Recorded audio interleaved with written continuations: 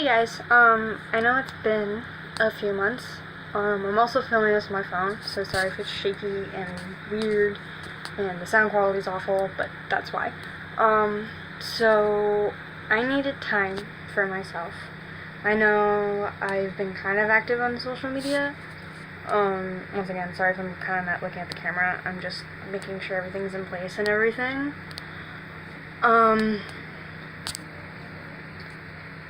Where do I start? Alright, so let me start with a trigger warning. Trigger warning.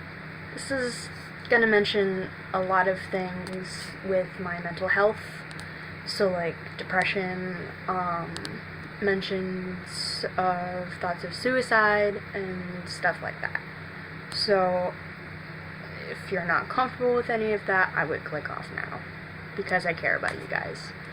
So essentially, it was probably a couple weeks after I uploaded my last video. I started losing motivation, so I thought, okay, I'll take a break from YouTube and just try to get my motivation back and everything. And stuff started going downhill. School was starting to become stressful, so was my job. I was distancing myself from a lot of people. I had been in a couple of relationships. The first relationship, we decided to take a break because she could tell that the distance was getting to me, and she wanted me to have a chance that if I wanted to, like, she would have been totally fine with it, to be with someone in this same place as me, and, like, to experience what it's like to be with someone in person and, like, be able to kiss them and everything, which she was totally supportive for me. So, but that person was absolutely fucking insane, and that's a story for a different day. So all that happened. It was probably about 8 weeks ago is when I decided I wanted to take my own life. I decided I wanted to take my own life. So, as you guys know, I'm a type 1 diabetic. And there's something that's really, really dangerous called DKA, or diabetic ketoacidosis. The short version of what it means is that essentially my blood gets acidic, which is really bad, and that's very dangerous. Like, organs can start failing and shutting down. Like, kidneys are usually the first thing that go, and luckily for me, I didn't succeed. Luckily for me, my organs are fine. It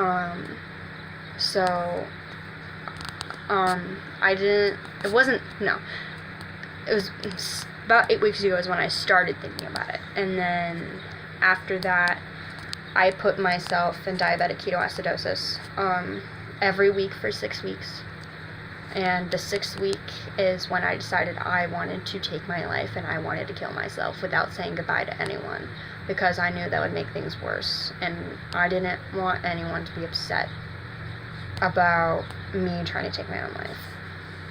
So, I'm trying to get more comfortable. This isn't really working. We're gonna go back. So, when I put myself in DKA the last time, which was over 3 weeks ago, I was in the pediatric ICU for about a day and a half because my blood was acidic and I was vomiting and everything. They wanted to make sure I was okay. And then I was in the general floor, and that's when I told psych that I did try to commit suicide. So then they said, yeah, you're going to go to the psychiatric unit, but we don't have any rooms open right now, so you're just going to have to wait until they have room open, which was about 2 or 3 days.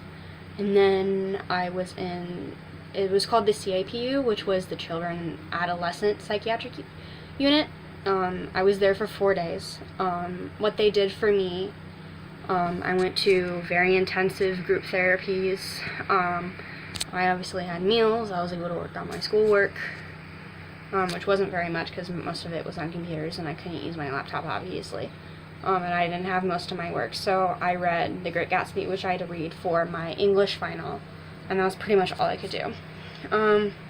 They also raised my Zoloft about 50 milligrams, like I was at 25, but now I'm at 75, which has done me so much good, and I am so much better now. I'm actually going to get my hair cut, and I'm going to get it colored on Sunday.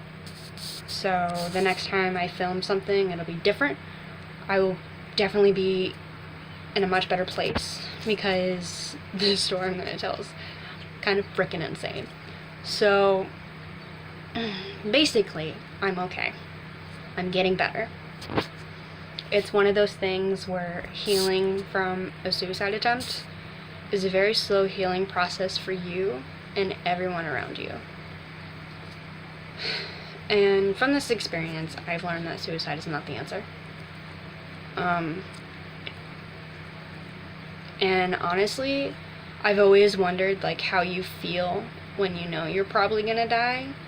And for me, I was scared, because I started realizing that there's so many people who care about me, like my friends that care about me, my family that cares about me, my girlfriend currently that I took the break from, we're back together, she cares about me so much. So it's one of those things where it's kind of hard to explain, but that's like the best way I can explain that, if that makes sense to you. Alright, so that's kind of it. I just wanted to update you guys.